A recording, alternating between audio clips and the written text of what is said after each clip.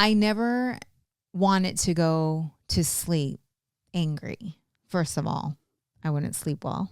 And so I don't ever remember going to bed angry at you or with you. It's been a while.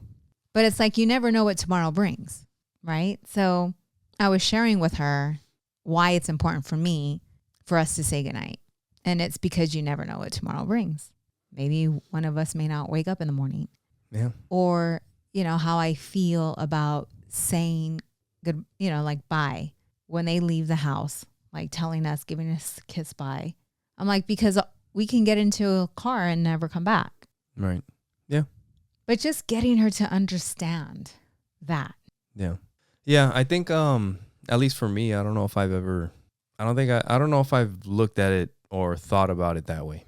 For me, it's just always been, it's kind of like tucking the kids in, say goodnight to them, tell them that I love them at the end of the night.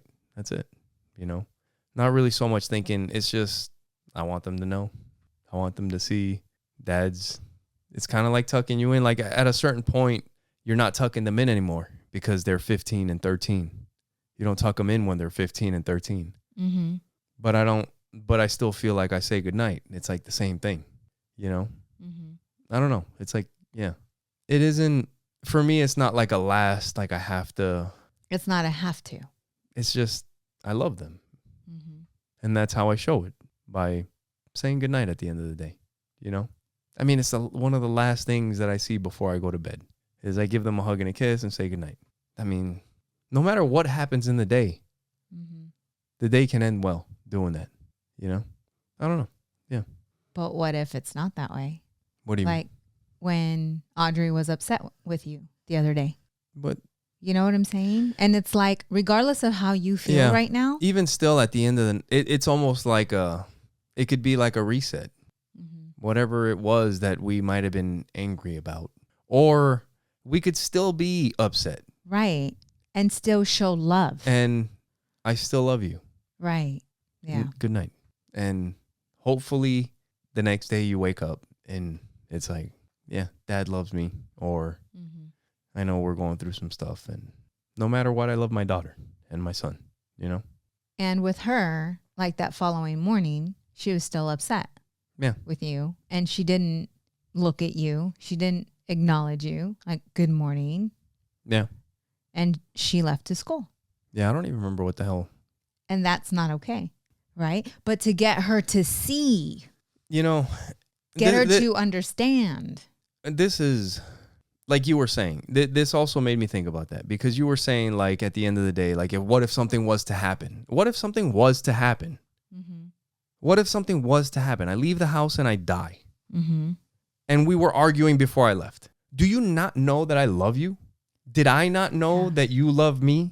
Like, it doesn't matter. It really doesn't. Okay. Tell that to someone who lost someone in that situation. I understand. And they're going to tell you something different. I get it. But you know what I'm saying? But I understand what you're saying. I am different. And I know this. I am not going to dwell on that. That's if me and you argue mm-hmm. and something was to happen, I'd be like, that's what happened. But look at our life. I guarantee she loved me. And I loved her. And that is it. Right. So that is you. And we have tons of listeners that are not you. So you can hear. Like, one thing that I have mentioned on this podcast is perspective.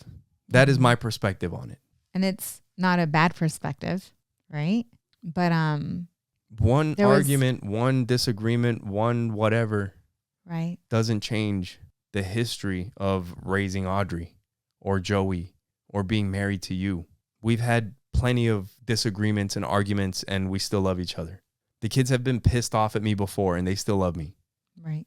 That doesn't, and maybe that's something that we talk to them. Like at the end of the day, what's the bottom line? Yeah. We love each other. That's it. Don't feel bad. Don't feel bad. Because at the end of the day, what would I want? Would I want you to be fucking miserable and thinking about this shit for the rest of your life? Right. Do you think I would want that? I would feel like shit if I knew that was happening. I would hate for that. Right. And that's the healing process that you just described. That's the story that when I'm working with a client that I get them to see in order for them to release and change the story. And that's the truth. That is the truth. It's not a story. It's not whatever. It is the truth.